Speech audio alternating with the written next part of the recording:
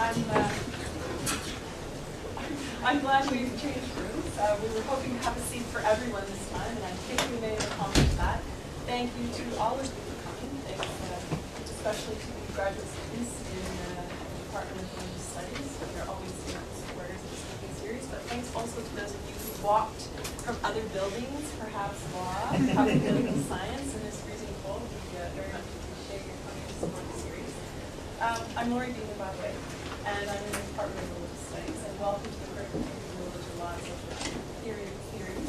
I'm a bit for approaching today, permanently, like everyone. I'd also like to thank my co-organizers on today. There he is, right there. Pascal Fournier, who she's on bed rest at the moment, and Elke Winter, who unfortunately is here in Elke's in sociology, Pascal's in law. I'd like to thank for pieces of funding for this series, the Faculty of Arts and the Vice President of Research. The Faculty of Law has also contributed. I'd also like to especially thank the Department of Religious Studies. Pierre Luigi Gavinelli, the chair, has also supported us in helping us with the reception. And I'll just remind you there is a reception at the end. Today I'm very pleased to be able to introduce Winnifred Sullivan, who has come to us from the University of Buffalo Law School, and she is an associate professor of law there and also the director of the law and religion program there as well. The first book I ever read by Professor Sullivan was Paying the Words Extra, and it so intrigued me that I could hardly wait for her next book to come out, which was The Impossibility of Religious Freedom. And I think quite a few of you here have read The Impossibility of Religious Freedom, and we spent some time with that book last year, some of us. And then most recently, Prison Religion, Faith-Based Reform and the Constitution. And some of us are in the process of reading that. We're actually reading that in one of our courses right now. And Professor Sullivan is making some what I think are cutting-edge arguments about the possibility of law dealing with religion, and hopefully she'll be talking a little bit about that today. The title of her talk today is Spiritual Governance and the New Establishment. She'll speak for about 45 minutes, and then she's graciously agreed to accept questions for about 20 minutes to half an hour. So, without further ado, Professor Sullivan.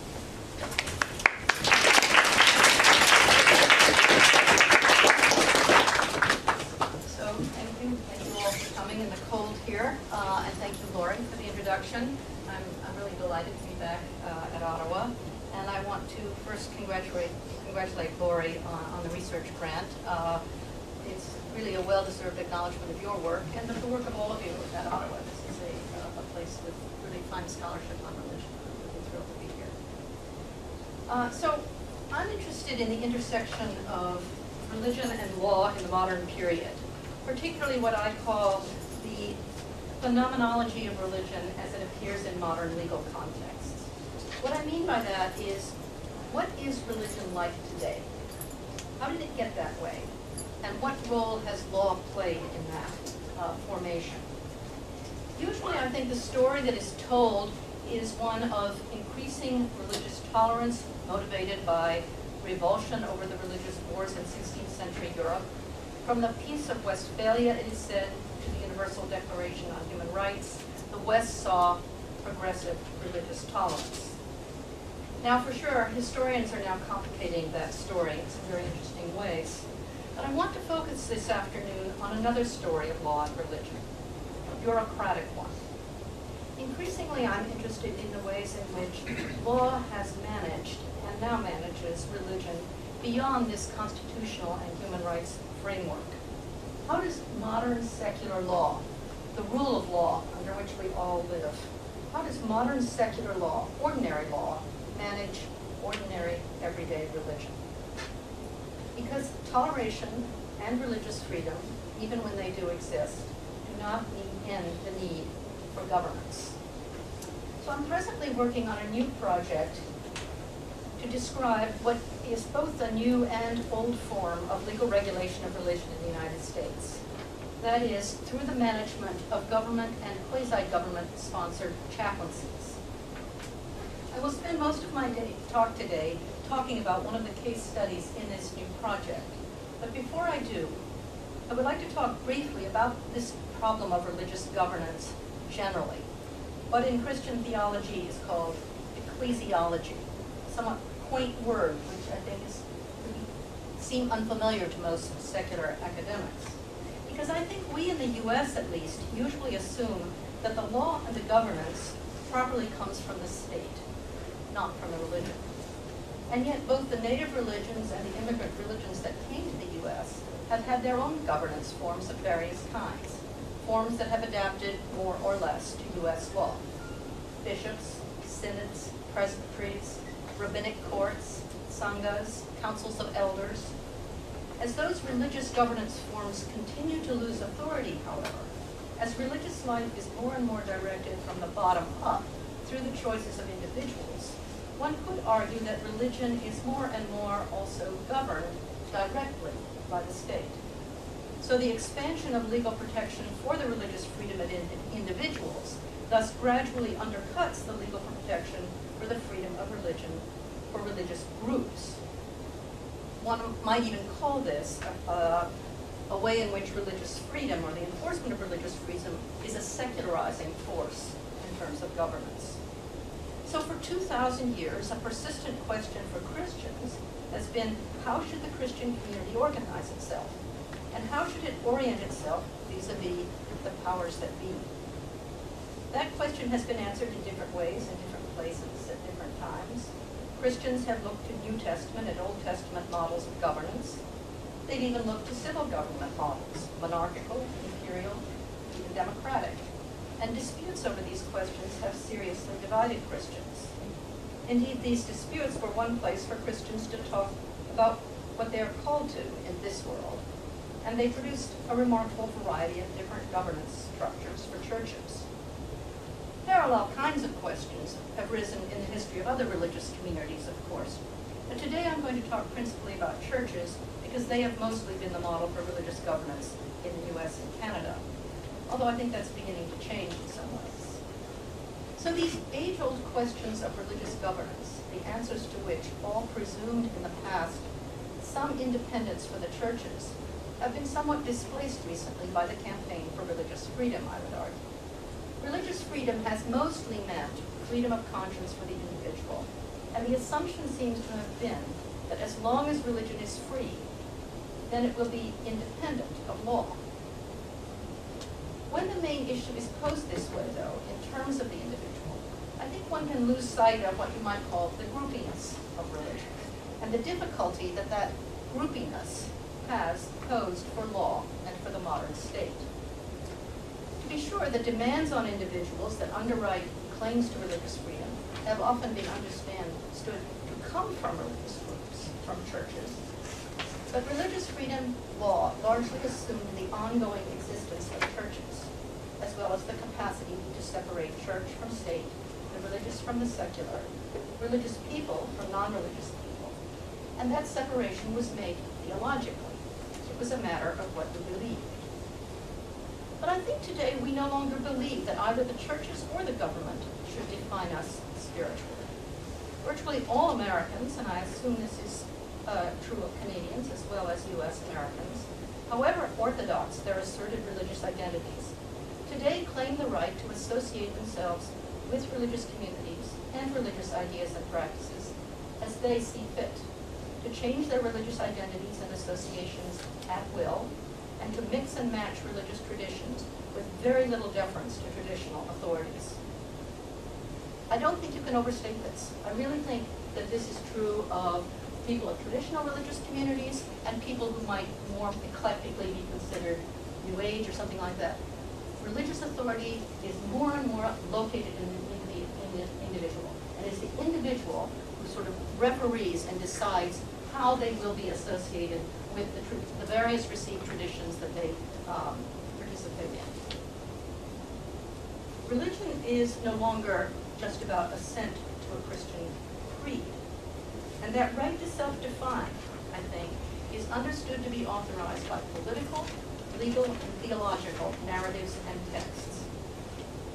So at the same time, I think the ways in which collective religious life is organized is dramatically changing, and church authorities are scrambling to keep up, partly as a result of modern political ideas of equality and human rights, and partly as a result of other changes in religion. the US, it is common in writing about religion and law to simply assume that the free church congregational model is the best, even most natural form of religious governance.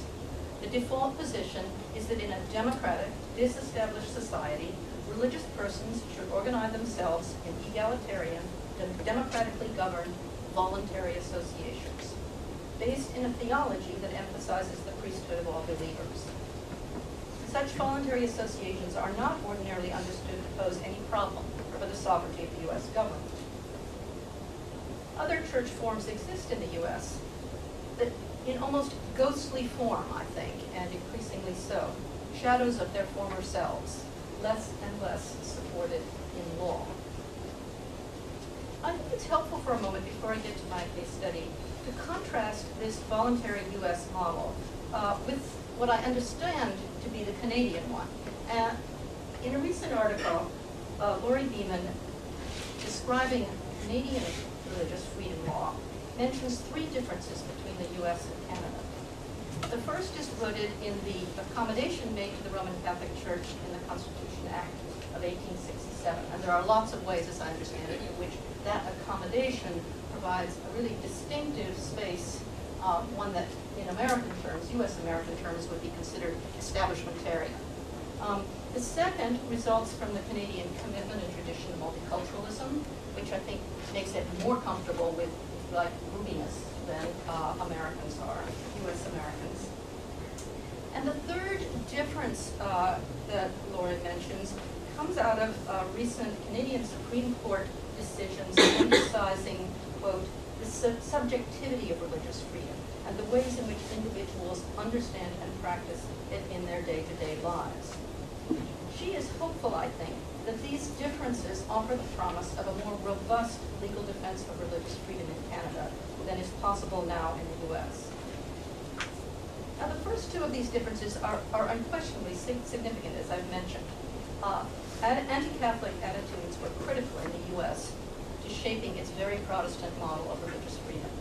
And group rights are generally viewed with more suspicion in the U.S. as a threat to national sovereignty, to individual freedom, and to free market capitalism. But the third, this turn to subjectivity, if you like, may actually be a place of convergence. Indeed, I think I would argue that the third may be swamping the other two.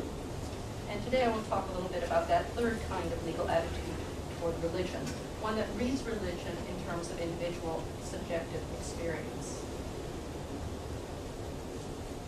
If one looks at the UK and to the Church of England, as well as to other Protestant establishments of Northern Europe, one can see yet another religio legal formation, different again from both North American ones. We see there the structural remnants of state churches that continue to partner with government to provide social services.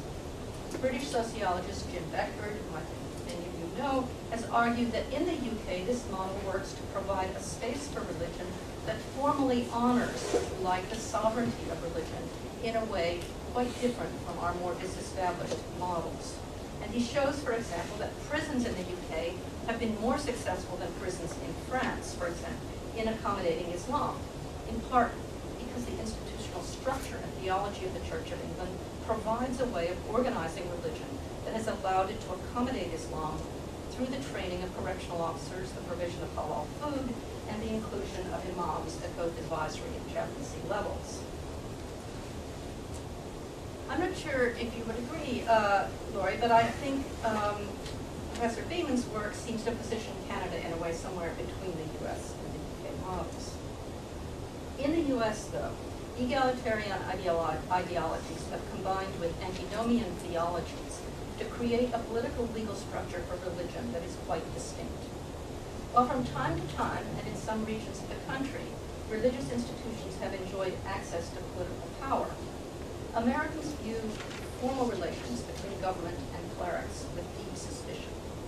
Religion should be voluntary, free, we call it. Protecting the groupiness of religion seems to us to back into the very Reformation problems that gave rise to laws protecting religious freedom in the first place. So I will make the argument this afternoon that in the U.S. context, though, the legal phenomenology of religion